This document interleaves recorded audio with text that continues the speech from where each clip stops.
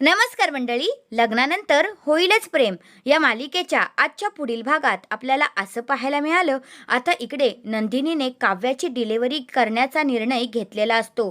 तो पण कसा, आर्या आता व्हिडिओ कॉलवर असते आणि आर्या सगळं काही नंदिनीला सांगत असते की असं असं कर आणि असं असं कर.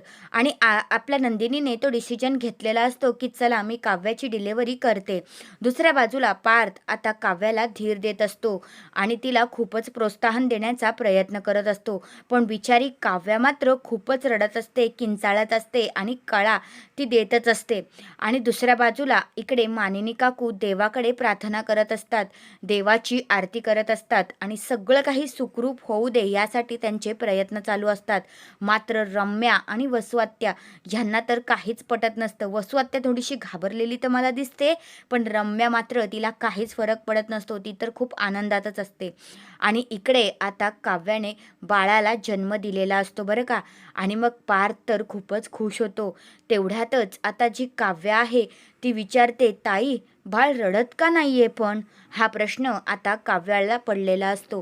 तुम्हाला काय वाटतंय, काव्याचं बाळ असेल ना सुखरूप? तुमचं मत काय आहे ते कमेंट करून नक्कीच सांगा. तर हा भाग इथेच संपतो. तर उद्याचा भाग खूपच मजेशीर आहे. तर तुम्हाला काय वाटतंय, काव्याच्या बाळाला काही झालं तर नसेल ना? तुमचं मत काय आहे ते कमेंट करून नक्कीच सांगा. धन्यवाद.